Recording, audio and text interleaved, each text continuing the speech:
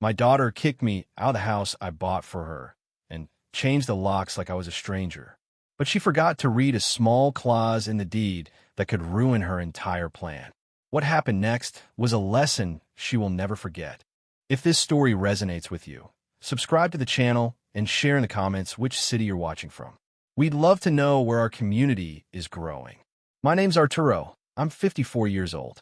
I've spent the last 72 hours sitting in silence, watching as the person I loved most in this world put my belongings out on the street in black trash bags. Imagine seeing your own daughter, the same one you carried on your shoulders when you were 5 years old, changing the lock on the house you paid for yourself with 30 years of backbreaking work and double shifts. She looked me in the eyes without a drop of guilt and told me I was no longer welcome on her property. She slammed the door in my face while her husband smiled from the window. It was at that precise second, while the key's metal turned and locked me out of my own life, when the pain transformed into something much more useful. An absolute and icy calm. Exhale sharply. She thinks she's won because she has the keys in her hand, but she made a fatal mistake. She forgot a small technical detail in the deed we signed 5 years ago. A detail I kept in my mental safe for a day I hoped would never come. That day is today. She thinks she's left me on the street, but what she really did was trigger a trap that's going to leave her with nothing before the month is over. I don't seek her forgiveness, nor do I want an explanation. I want justice, and the justice I dispense has no compassion. If you like stories where betrayal has consequences and justice arrives without warning, leave your like and subscribe. Here we share real revenge stories and lessons that aren't forgotten.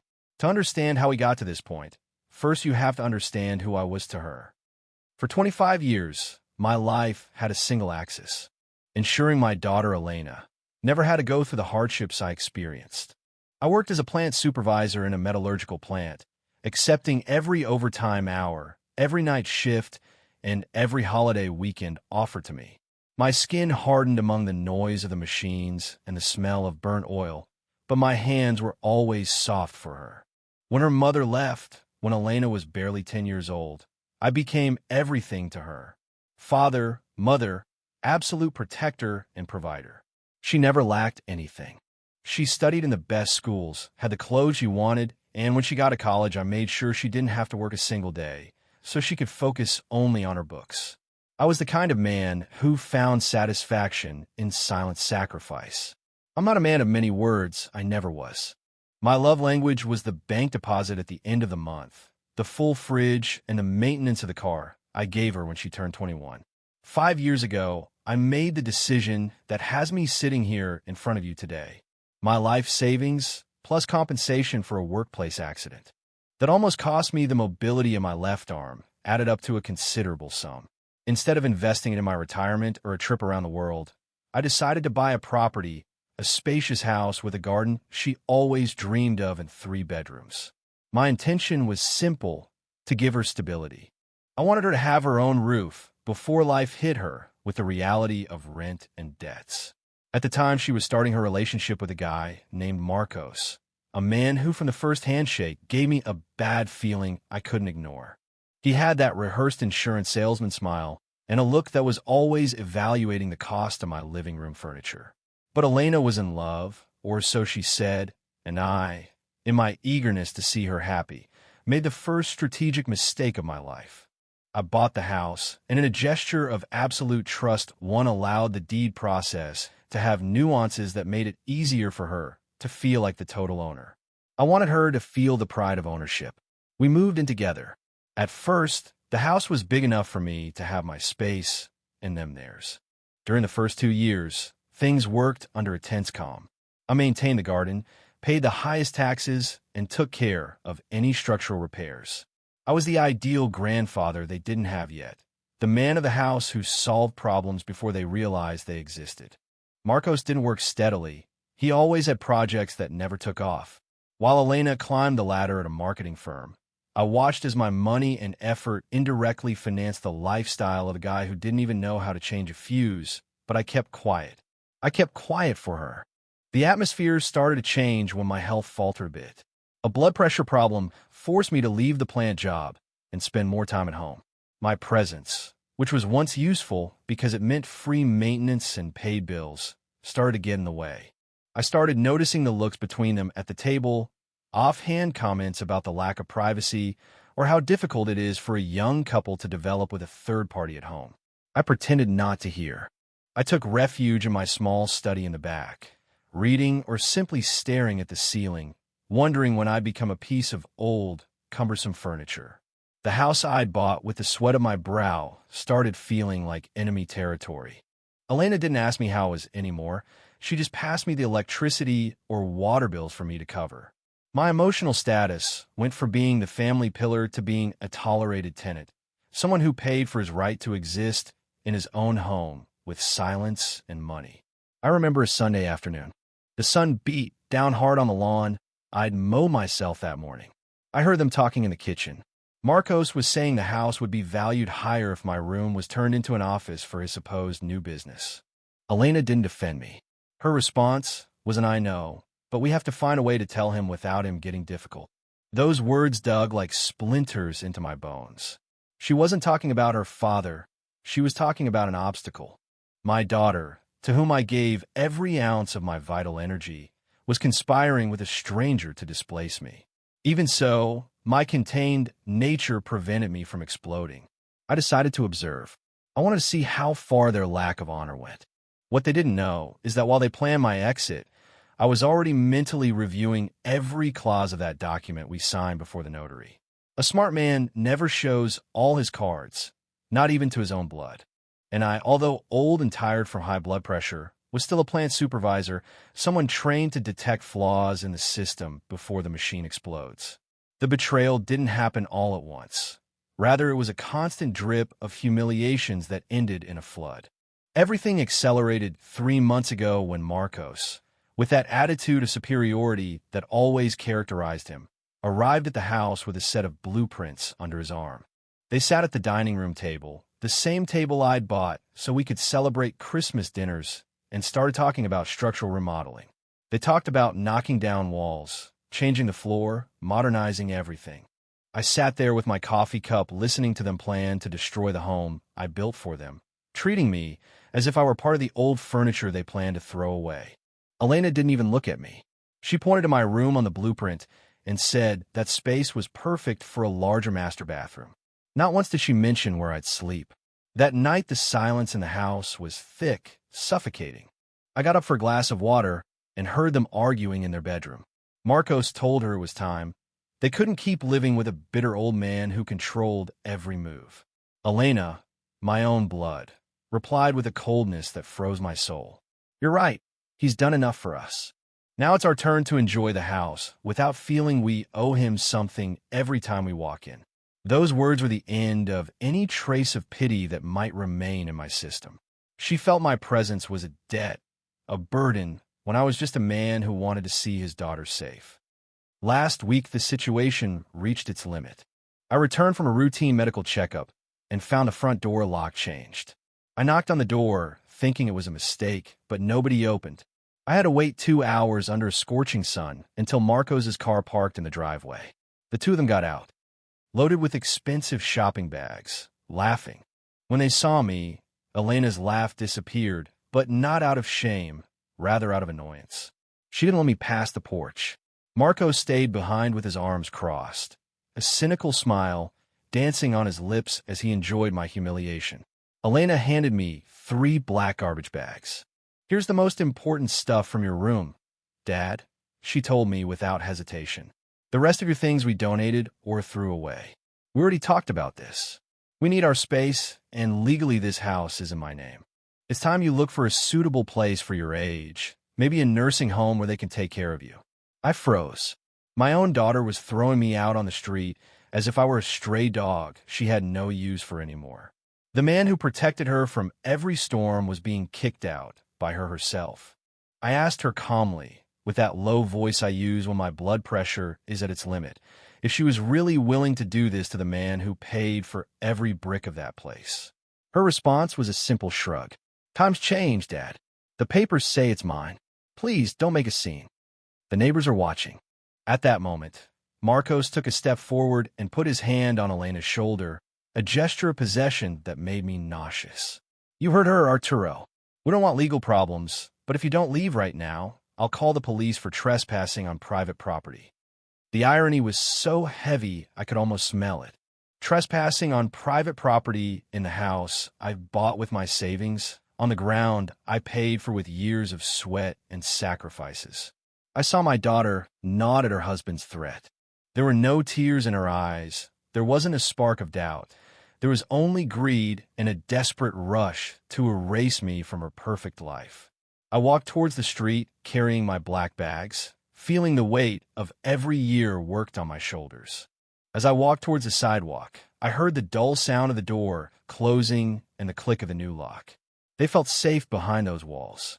They believed the legal system, the one that protects the one with the name on the deed, was on their side. They forgot I'm not a man who makes emotional decisions. They forgot I reviewed every word of that contract before putting the money on the table.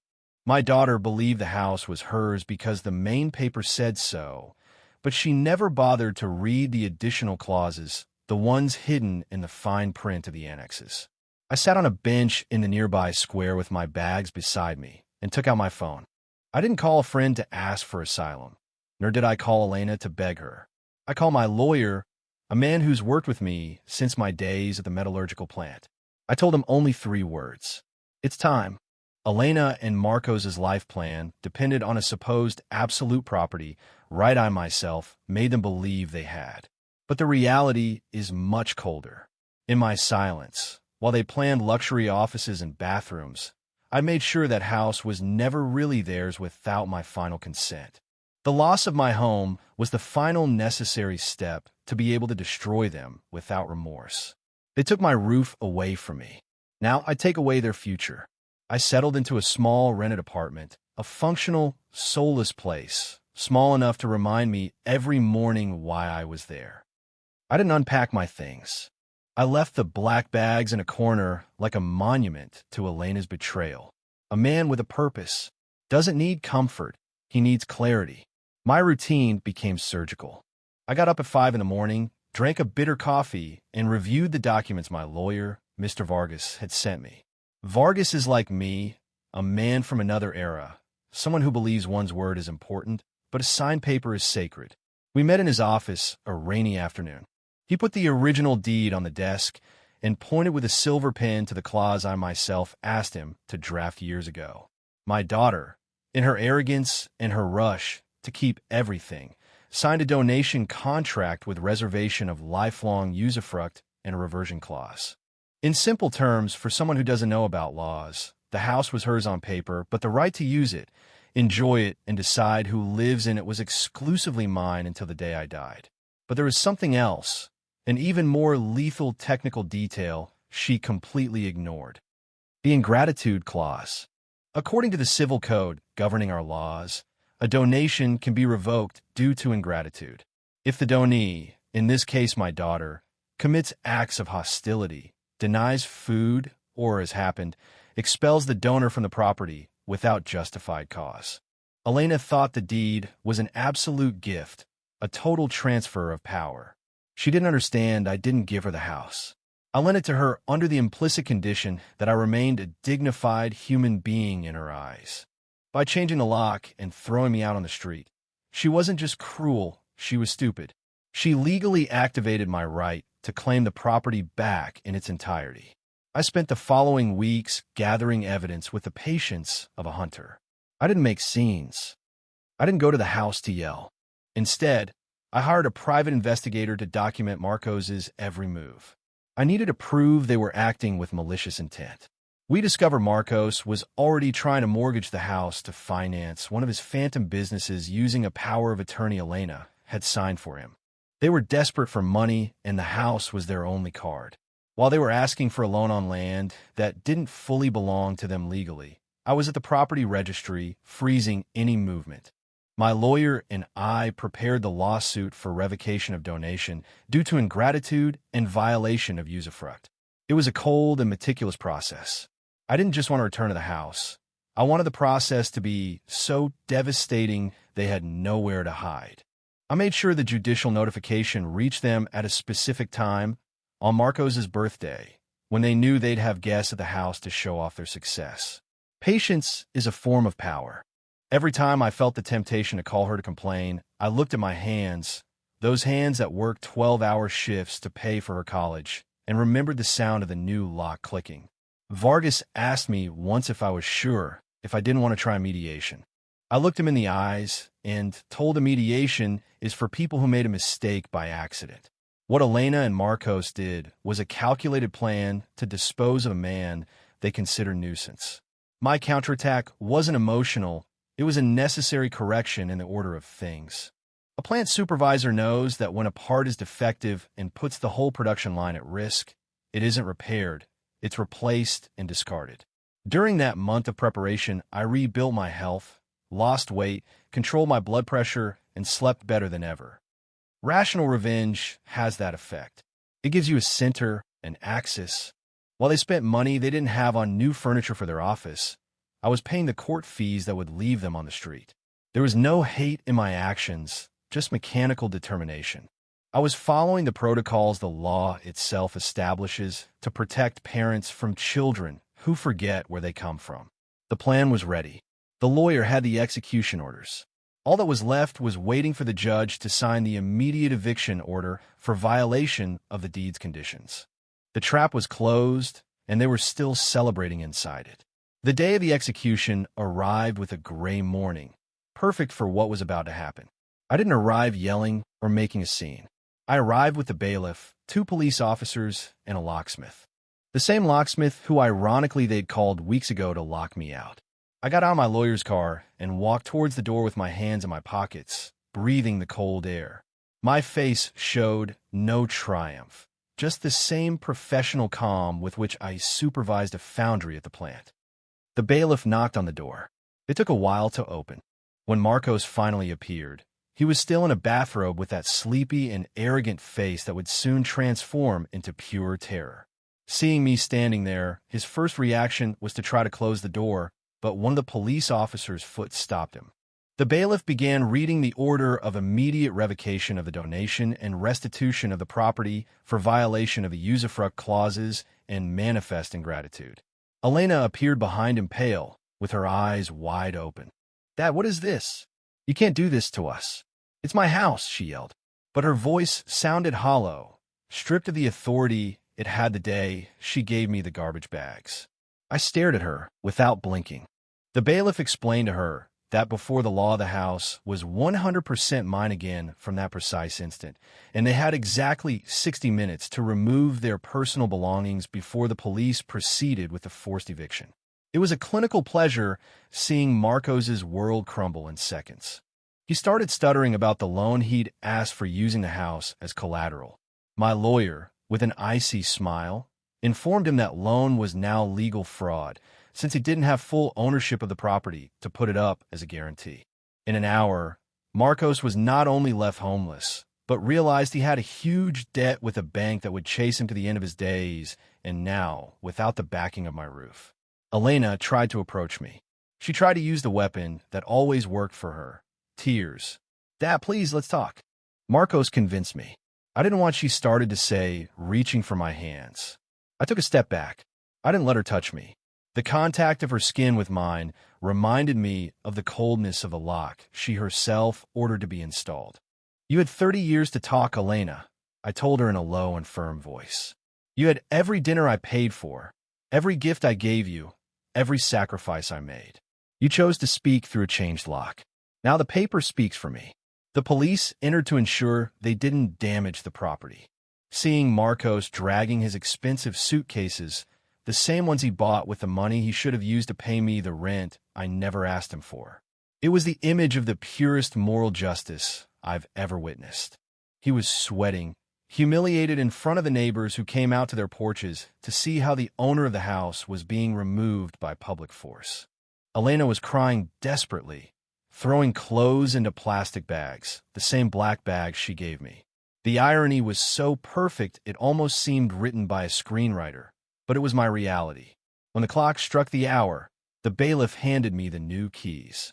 I walked into my house while they stayed on the sidewalk, surrounded by messy suitcases and furniture they had nowhere to take.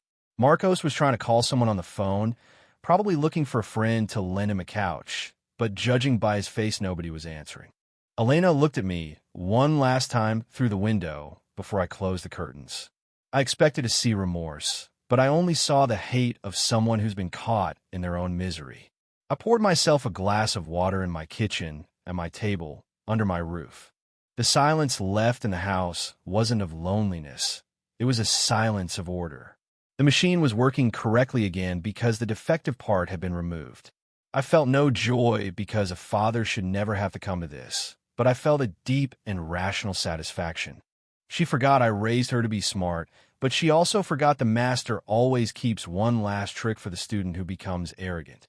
The house was back in my name, clean of betrayals, ready to be sold or burned if I decided so, because now, and until my last breath, I'm the only one who decides who crosses that threshold.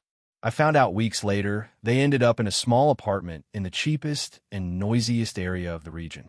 Marcos, unable to sustain the pressure of his debts and without the status my house provided him, didn't take long to show his true face. I was told the arguments between them can be heard out in the street. Elena, the woman who thought she could throw her father away like trash, now lives trapped with the man she decided to betray me for. That's her true punishment, having each other in misery. I sold the house a month after the eviction. I didn't want to inhabit a place stained by memories of a loyalty that turned out to be false. With the money, I secured my peace of mind and moved to a place where nobody knows my story or expects anything from me. I haven't spoken to her again. She sent me messages, emails full of excuses, and finally, pleas for money when the reality of her financial situation hit her. I didn't answer any. I blocked her number with the same coldness. She changed my lock.